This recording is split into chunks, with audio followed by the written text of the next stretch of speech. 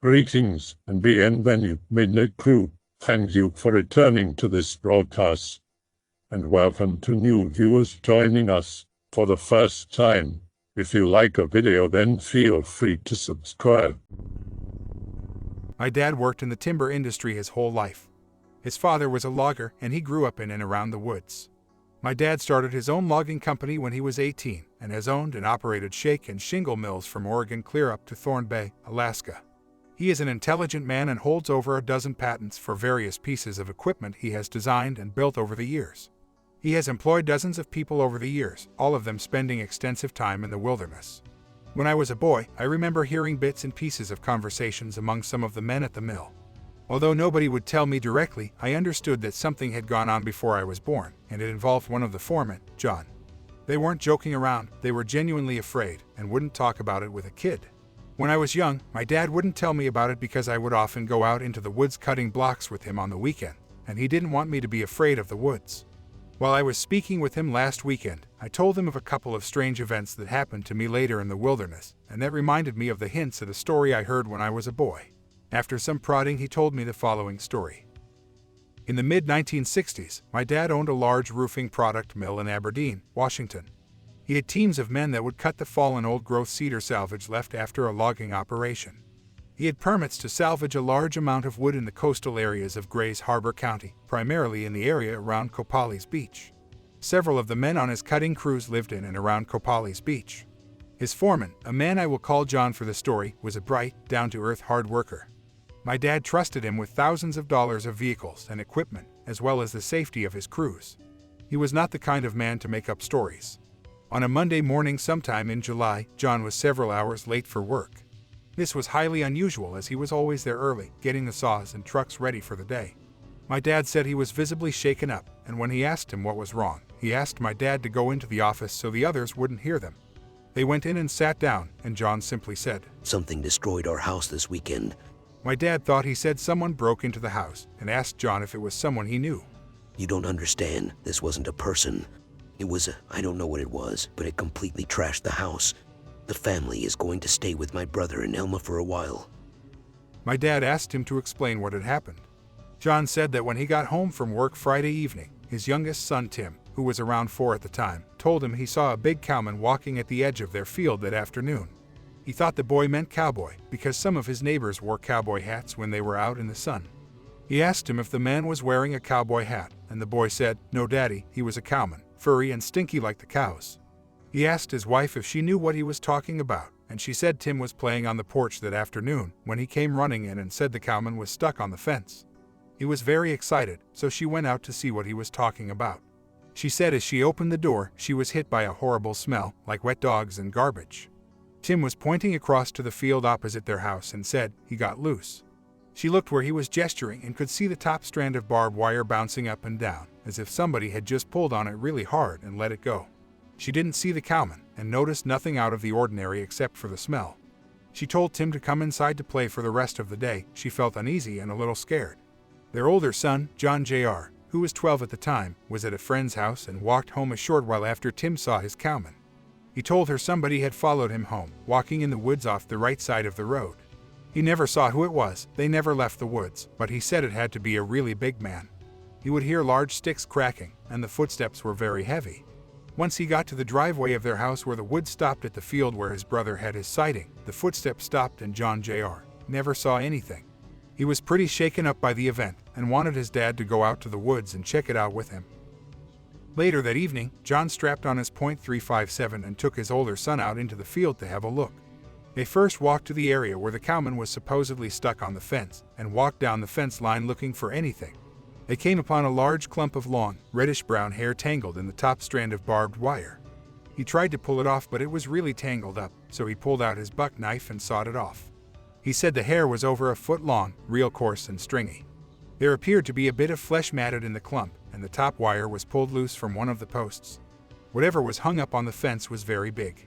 He handed the hair to his son to hold, and they climbed through the fence and walked toward the woods. He said he was looking for any sign of tracks on the ground. The hair kind of looked like it was from a horse's mane or tail. The ground was a solid grassy field, and there were no hoof prints or any other tracks he could see. The edge of the woods began about 10 feet from the fence line, and they entered on a small game trail that deer frequented. It was around 8 at night, and in the woods it was getting to be fairly dark. They walked for a ways, and soon began to smell the rotting garbage, wet dog odor his wife reported earlier. John said he got the feeling they were being watched. The hair on the back of his neck was standing up. He told his son they should head back before it got dark, and the boy didn't argue. As they began walking back out, they could hear heavy footsteps off to their left.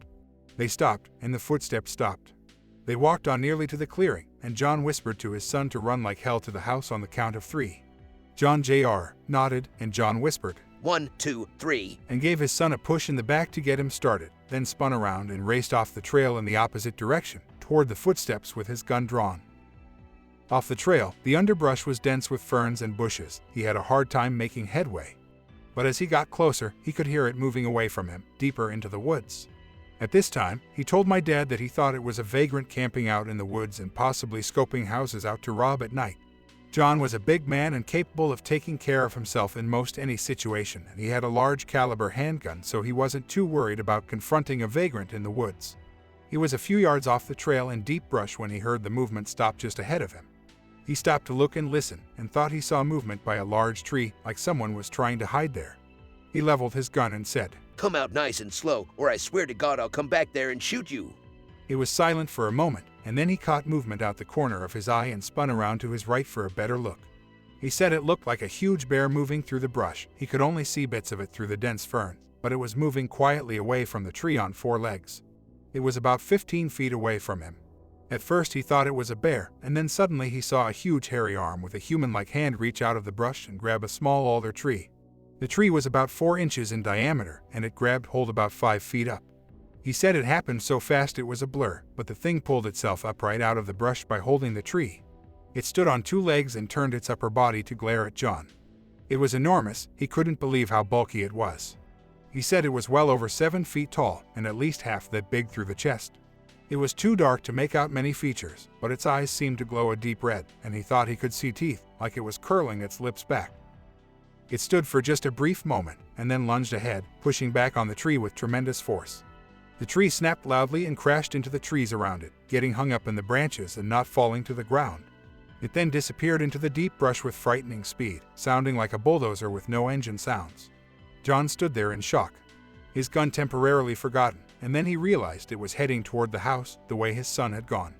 He turned and ran to the trail, hoping to gain ground on it and cut it off before it reached the clearing. He hit the trail and ran as fast as he could toward the clearing, all the while hearing the creature thrash through the brush on his side.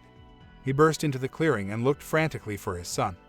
John Jr. was standing just inside of the fenced field, waiting for his dad. John screamed at him to run to the house, then he saw the thing crash out of the woods about 50 feet to his left. It crossed the 10-foot clearing and stepped over the fence in 2 strides, and was running through the field parallel to his son in a matter of seconds. John screamed at his son to run faster and took aim at the creature. He didn't fire because he was afraid to hit his son or his house, so he vaulted over the fence and ran in pursuit of them. He could see it angling toward his son and knew there was no way his boy would make it to the gate before it cut him off. In desperation, he pointed the gun to the ground at his side and fired as he ran, hoping to scare it. It veered more sharply toward his son and put on an enormous burst of speed. He heard his boy scream as they seemed to collide. He saw the creature dip its shoulder down a little bit, and suddenly John Jr. was airborne. He flew about 10 feet, then hit the ground rolling. The creature never paused. It continued to run at an amazing speed in a loop back towards the woods. Once the line of fire was clear, John stopped and squeezed off the remaining 5 rounds at the retreating creature. He was pretty sure all the shots went wild. The creature never made a sound or slowed down, and was soon over the fence and back in the woods. He reached his son, who was shaken up but not physically hurt. He asked his dad if it was a bear. Apparently, little John was so busy running for the house that he didn't see the creature running after him. He said something big and black suddenly ran into him, and he felt a huge paw hit his bottom, and he said he felt like he was falling. John pulled his son to his feet and they ran through the gate and into the house, locking the door behind him. They were both out of breath and white as ghosts. His wife was screaming at him, demanding to know what the gunshots were for and if they were all right. When he could catch his breath, he told her to make sure the back door was locked. He was going to call the sheriff. He went to the phone and began to dial the number. This was before 911, then stopped and wondered what exactly he was going to say. He hung up the phone, realizing what an idiot he would look like if he told the sheriff the boogeyman just chased them out of the woods. He told his wife that it was a large animal, possibly a bear. He didn't know how to begin to tell her their 4-year-old was right. His cowman was real, and it was more frightening than anything he could imagine. He told them all to keep the doors locked and stay away from the windows. Around 10 o'clock that night, both boys were in bed and John and his wife sat down to watch the news. They soon heard a loud moaning cry, kind of like the siren on the volunteer fire department. It would stretch out for a long time and then end with a whoop-whoop sound. It was coming from the woods opposite the house. His wife asked, "What the hell is that?" John answered truthfully. That is Tim's cowman. He then described to her the full details of what had happened, and she immediately wanted to call the sheriff. He persuaded her that they would sound crazy and that he would handle it himself. She reluctantly agreed and told him she didn't want either of the kids to go outside until this thing was gone. The howling went on until around midnight, when it got quiet again. John wanted to stay up through the night and watch over the house, but he had a long day at work and the excitement earlier had worn him out. They went to bed around 1 in the morning and had no further problems that night. They slept in that morning, and the boys were already up and watching cartoons when they got out of bed. The first thing Lil John said was that he had heard the bear rubbing against the house last night. He said he was too scared to get up and tell his parents, and fell back asleep soon after. Then Tim said, "The cowman talks funny." This stopped John cold. He asked his son, When did you talk to the cowman? "Last night, in my room." The cowman was in your room. "No, he's too big for my room. He talked to my window." What did the cowman say, Tim? "He talks funny. I don't know what he said. He talks like a monkey." Tim started making strange monkey-like noises. Did the cowman try to get in your window? "He's too big for that. He made funny faces. He has Lincoln log teeth." John later learned Tim meant it had square teeth that looked the same size as the small blocks in a Lincoln log set. It apparently spent quite a while talking and making faces outside the boy's window. Tim said it lay down and went to sleep outside, and he could hear it snoring. John walked to his younger son's room and cautiously peered out the window. No sleeping cowman. John told the boys to get dressed. They were going to go visit their uncle in Elma for the day. After his wife and kids left, he called one of the men from his crew and asked him to come over. I'll call him Patrick. He was an ex-state patrolman, and my dad said he was kicked off the force because of his drinking problem. He was a good worker and never got drunk before dark, so John figured they would have most of the day to look for this thing. When Patrick arrived, John greeted him at the door and said, Are you up for some hunting? Seeing how it was not hunting season, Patrick told him he doesn't poach and doesn't even want to know about it if John did. John told him it wasn't deer he was after and went on to explain the previous night's events. Patrick didn't really believe him, but could see he was sincere and still shook up. John had his pistol and a bolt-action 30.06. Patrick had a .38 in his car, and John loaned him a 12 gauge. They first circled the house looking for any signs of a nocturnal visitor. At the back of the house, there was a spigot for the garden hose, and it always leaked. There was a patch of ground worn bare of grass under it, and it had turned to mud. In the center of the mud, there was a huge, clear imprint of what looked like a bare human foot. John said it was at least 18 inches long and very wide. It was so clear that he got the feeling it was left there on purpose. They found no other prints around the house, and in places in the field and woods where a track could be made, the creature seemed to avoid them. Off to the side of the track in the mud were 4 straight lines about 8 inches long. He said it looked like someone had raked their fingers through the mud. When they circled around the side of the house and got to Tim's window, they saw what it was for. Above the top of the window, a good 7 feet up, were 4 muddy streaks. And on the window itself were dozens of large, muddy fingerprints. The glass wasn't cracked or broken, just smeared with mud. By this time, Patrick was fast becoming convinced something strange had indeed happened the night before. Before going out into the woods, John wanted to feed the family's pigs. They had 2 of them, apparently fairly young, weighing around 40 pounds each. The pig pen was about 100 yards away from the house, behind an old barn. As they got closer, John became concerned because they couldn't hear them making any noise. Usually they squealed like crazy when they knew food was near at hand, but this morning it was completely silent. They rounded the corner and the pen was empty. No sign of damage or struggle, the pigs were just gone. They searched the barn but found nothing out of place, so they decided to hit the woods and try to kill this thing. They entered on the same trail John had used the day before. John showed Patrick the broken fence wire and told him again about the hare. It was a bright summer morning, and John was surprised at the difference from the previous evening. The night before had been still and silent. Now the woods were alive with birds and small animals. He showed Patrick the broken tree, and they followed the creature's trail and found several more trees and large branches twisted and broken. They could see large, faint impressions of footprints where the ground was soft. They followed the deer trail further into the woods and encountered nothing unusual. By noon they were both getting hungry, so they hiked back to the house for lunch. They spent the rest of the day poking around, but saw nothing more out of the ordinary. Just before dark that night, his wife and kids drove up. He and Patrick were sitting on the porch with the guns, watching the woods. His wife asked if they had seen anything. John told her about the footprint and mud on the window. Patrick had retrieved a pint of booze from his car and was well on his way to getting smashed. John decided he didn't want a frightened drunk with a gun around his family, so he suggested that Patrick could go home. Nothing was going to happen anyway. Patrick agreed and drove off, and John continued to watch the woods. His wife brought out a plate of food and a Coleman lantern and a flashlight. He told her he would stay out here and watch the house through the night. Before they went to bed, he went into their bedroom and with help from his wife, pushed the king-sized bed as far from the windows as they could. They agreed that his wife and kids would all sleep in that bed for the night and he would keep watch around the house. She had grown up hunting and knew how to handle a gun as good as him, so she insisted on keeping the shotgun in the room with them. He agreed after making her promise to ask for a name before shooting anything. If it replied John, please don't shoot it. There was a full moon that night, and John could see across the field and into the inky dark of the woods. The night air was filled with the sound of thousands of crickets, and the pond behind the house was full of croaking frogs. As the moon rose higher, clumps of weeds in the field began casting sinister shadows, and before long John was seeing big hairy creatures sneaking up on him in each of them. He stood up and lit a cigarette, trying to shake the fear and concentrate on the task at hand. As he smoked, he wandered to the end of the porch and stood looking at the darkened barn. Something was different, but he couldn't quite place it. The front of the barn facing the house was open, and the moonlight was hitting it from the side, casting the interior in deep shadows. He stood watching the black opening as he finished his smoke, thinking about the missing pigs. He then realized what was wrong. All the crickets and frogs had gone silent. It was as quiet as the inside of a mausoleum at night. He could hear the minute shrill buzz of his own nervous system. As he turned to walk back to his chair, he thought he saw movement in the barn. He looked intently at the opening and could make out nothing, then turned his head a bit to the side and saw what looked like two red eyes hovering about 8 feet off the ground. He couldn't see them if he looked straight at them, but when he averted his eyes a little, they became clearer. They were a deep burning coal red, almost invisible in the dark. Every few seconds they would disappear when the creature blinked. His heart began thudding in his chest, and he waited for it to leave the barn and approach the house.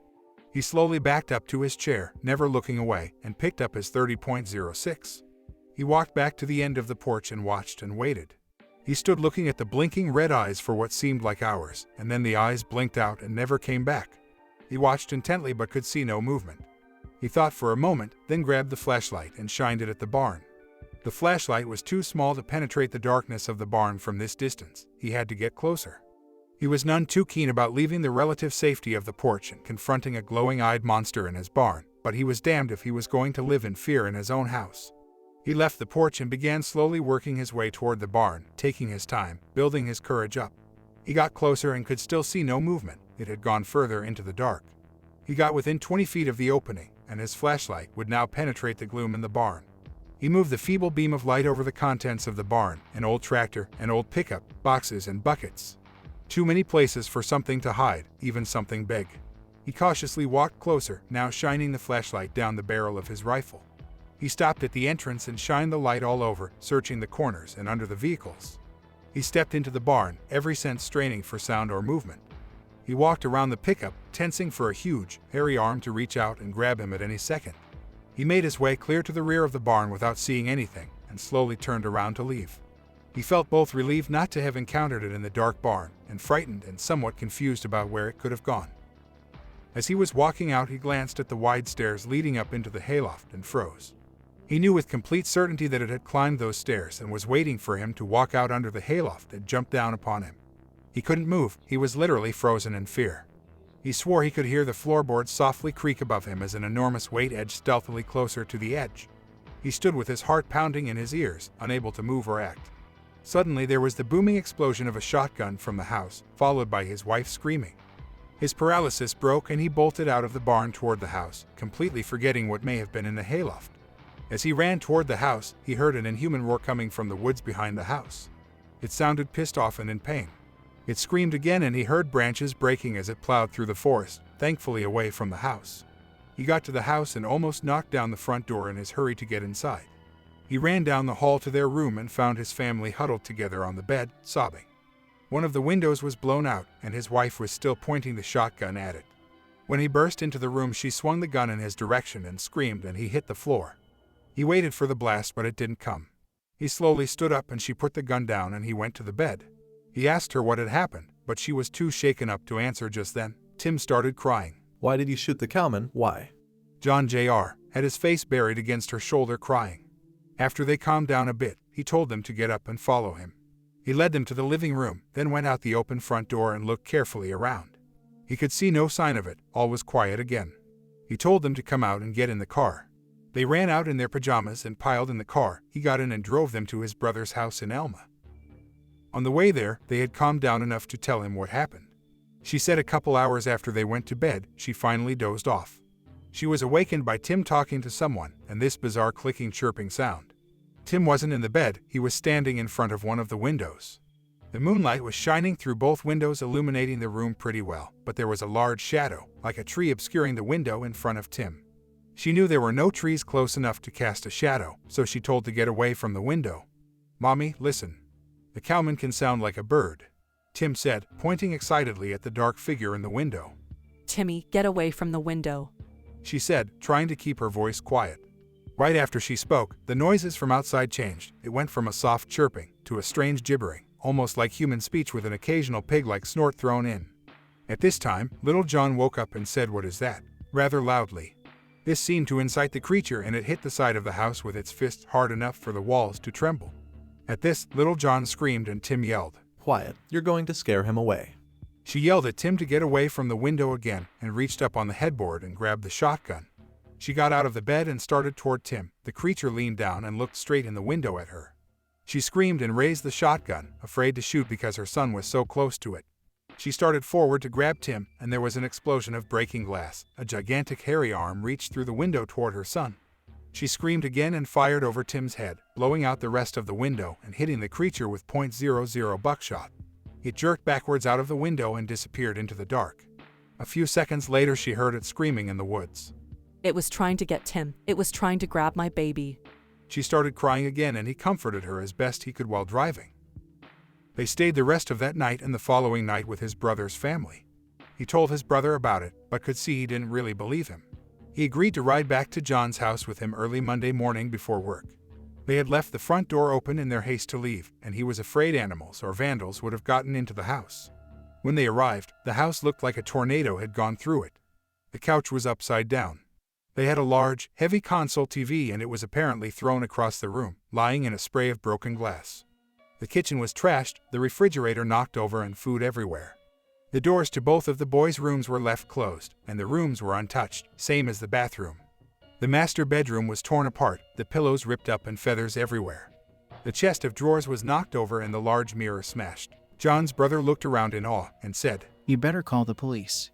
And tell them what? Bigfoot destroyed my house. They left and closed the front door this time and drove to my dad's mill in Aberdeen. John's brother waited in the car while John went in and told this to my dad. After he was done, my dad said, "Well, let's go have a look at it then." They drove back out to the house, and John showed my dad the damage. He pulled the clump of hair from his shirt pocket and let my dad look at it. As they were walking through the house surveying the damage, my dad pointed out cracks in the ceiling where it had apparently stood up and hit its head. John told my dad that they couldn't live there anymore. Even if the creature was gone, they would always be afraid. Their homeowner's insurance wouldn't cover the damage. The adjuster claimed John must have done it in a drunken rage. My dad helped them find a place in Aberdeen and gave him a loan for new furniture and stuff. The house was eventually fixed up and sold, and my dad never heard about another problem there. A few observations about this story. My dad lost contact with John and his family in the mid-80s. They moved out of state, and my dad hasn't heard from them since. His brother died around the same time. Why didn't they call the cops? John had a lot of pride as well as a lot of common sense. He knew he couldn't logically explain what had happened to the authorities, and he didn't want the story to get out and have him branded a nutcase. I asked my dad if they saved the hair. He said John never mentioned it again, and my dad never asked him about it. I asked my dad if he saw the footprint and muddy fingerprints. He said he did. He said it looked like a giant barefoot man had stepped very carefully in the center of the mud.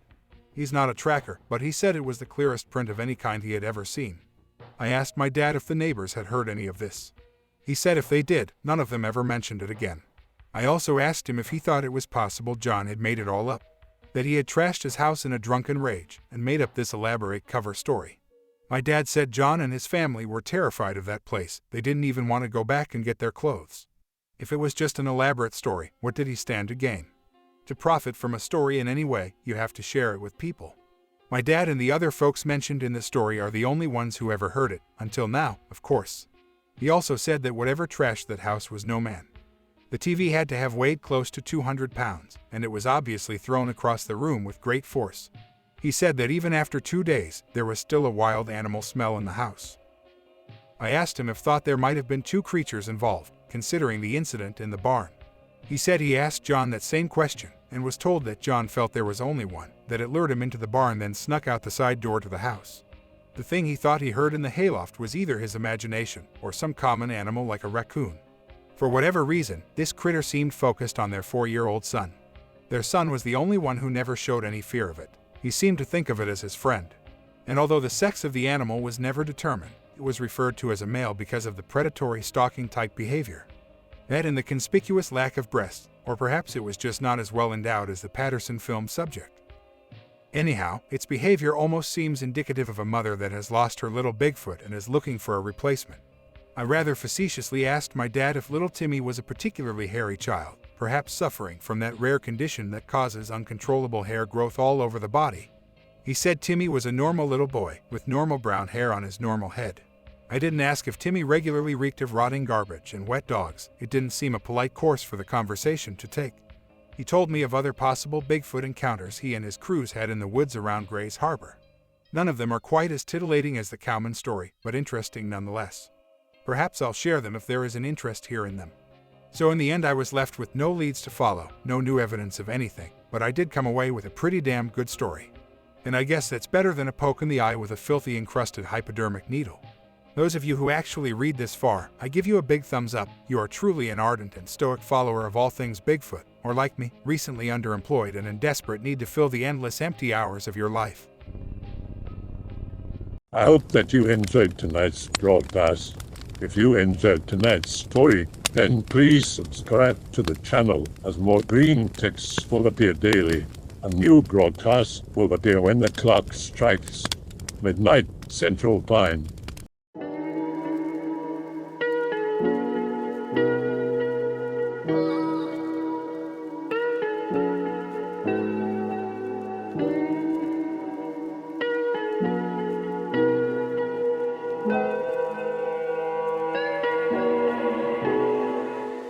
Remember to check out the Odyssey page in the description for a second archive of the channel's videos.